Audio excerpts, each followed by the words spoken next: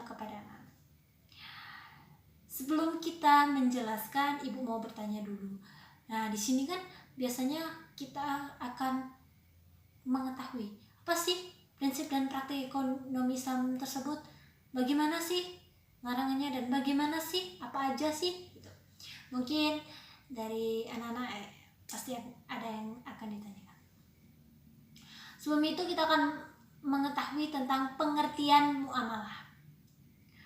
Muamalah dalam konteks fikih yaitu suatu alat tukar menukar barang atau sesuatu yang memberikan manfaatnya, seperti sewa menyewa, jual beli, utang piutang, ataupun yang lain sebagai usahanya tersebut yang bisa dimanfaatkan. Di dalam praktek prinsip ekonomi Islam tersebut ada beberapa larangan dalam transaksi Islam, yaitu yang pertama, tidak boleh mempermainkan timbangan, takaran, kualitas, ataupun dengan kehalalannya. Hal ini terdapat di dalam surah Al-Mutaffifin, yaitu A'udzu billahi minasy syaithanir rajim. Bismillahirrahmanirrahim. Wailul lil mutaffifin allazina idza iktalu 'alan nasi yastawfun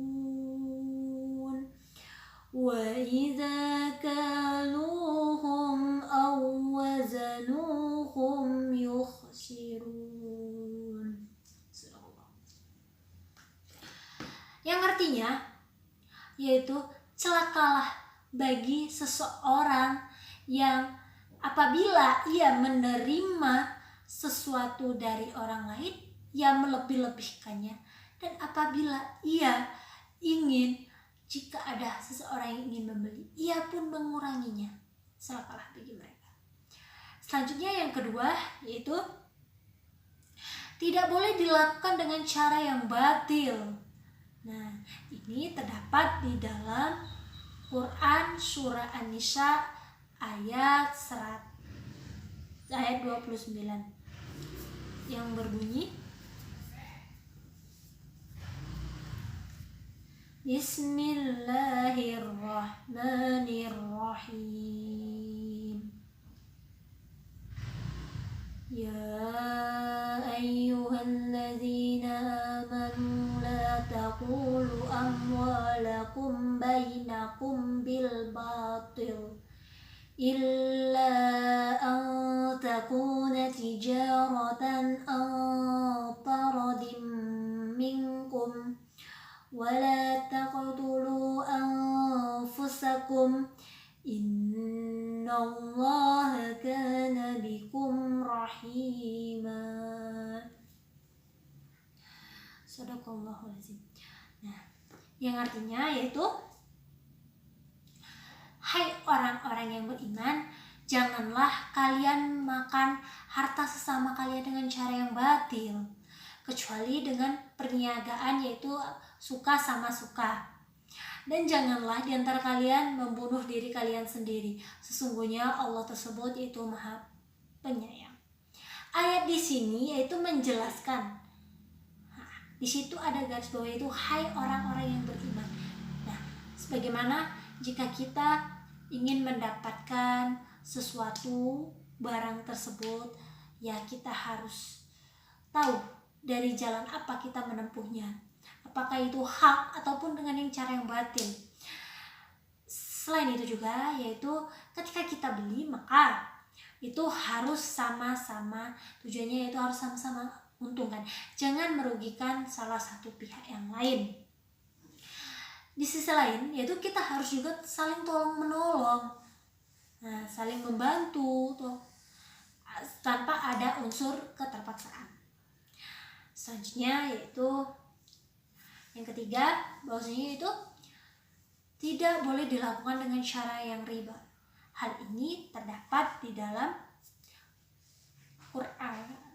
dalam Quran surah Al-Imran ayat 130 yang berbunyi, Bismillahirrahmanirrahim.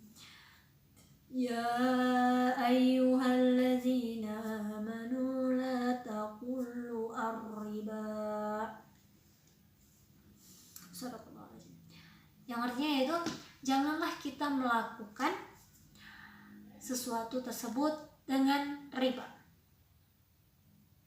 karena riba tersebut itu tidak boleh. Selanjutnya yang keempat, yaitu tidak boleh dilakukan dengan cara yang zalim ataupun aniaya. Yang kelima, yaitu tidak boleh dilakukan dengan cara berjudi. Ataupun yang keenam, yaitu tidak boleh dilakukan dengan cara yang haram. Itulah beberapa larangan-larangan yang ada di dalam praktek prinsip jual beli dalam Islam. Selanjutnya, yaitu kita akan membahas tentang macam-macam bermuamalah. Di sini yaitu saya akan membahas sedikit saja tentang macam-macam muamalah tersebut. Yang pertama yaitu jual beli. Jual beli adalah proses kesepakatan tukar menukar barang tersebut sehingga tujuannya yaitu untuk memiliki barang tersebut. Hal ini terdapat dalam potongan surah Al-Baqarah ayat 257 yang berbunyi sebagai berikut. A'udzu billahi minasy syaithanir rajim. Bismillahirrahmanirrahim. Wa ahalalul bai'a wa aharramur riba.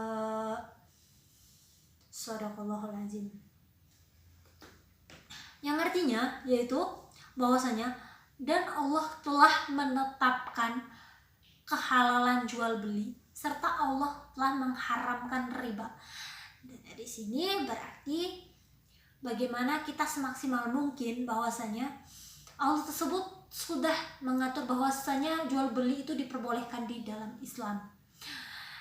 Adapun syarat-syarat di dalam jual beli yaitu yang pertama, balik, berakal sehat, atas kemauan sendiri, sama-sama didasari rasa saling suka dalam suatu perniagaan, dan kualitas kehalalannya yaitu harus bersih. Selanjutnya yang kedua yaitu khiyar. Khiyar adalah suatu proses yaitu bagaimana kita ingin memutuskan membelinya ataupun ingin kita memutuskan untuk tidak mengambilnya. Khiyar dalam Islam ini diperbolehkan karena mengingat terjadinya jual beli tersebut yaitu didasarkan rasa suka sama suka.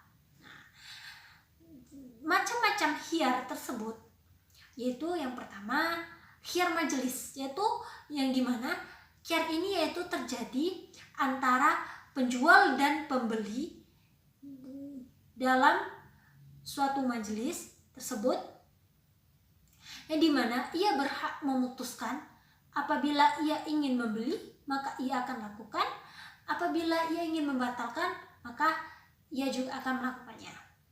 Yang kedua yaitu khiyar syarat, itu khiyar yang dilakukan dengan syarat, seperti misalkan aku menjual baju ini tetapi aku akan memberikan tempo kepada kamu untuk membayarnya 3 hari lagi. Itu yang disebut dengan khiyar syarat. Yang ketiga yaitu khiyar arbi ataupun cacat. Jadi khiyar ini yaitu apabila terjadi kepada seorang pembeli yang ketika ia beli kepada penjual, semisal ia ingin membelikan kaos kaki, ternyata terdapat di bawahnya yaitu kerobekan, maka si pembeli tersebut boleh mengembalikan lagi kepada penjualnya karena terdapat kecacatan di dalam kaos kakinya. Selanjutnya yaitu tentang utang piutang. Utang piutang yaitu bagaimana kita suatu alat tukar menukar juga, yang dimana kita menyerahkan suatu harta benda dengan catatan harta benda tersebut dikembalikan kepada kita. Misalnya yaitu saya menyerahkan sebuah cincin yang dengan harga 1.600.000, maka ia harus mengembalikan harga cincin dengan jumlah tersebut kepada kita. Selanjutnya yaitu riba. Riba yaitu yang dimana suatu alat ataupun bunga yang telah mencapai nilainya dari sebelumnya. Misalnya, saya minjam uang ke bank 35 juta. Maka di hari lambat laun saya mencicilnya setiap bulan misalkan 5 juta, sehingga jumlah di sana mencapai 50 juta. Itu yang dinamakan dengan riba. Mungkin itu saja yang dapat saya sampaikan. Saya akhiri. Wabillahi taufiq wal hidayah wal ridho wal inayah. Wassalamualaikum warahmatullahi wabarakatuh.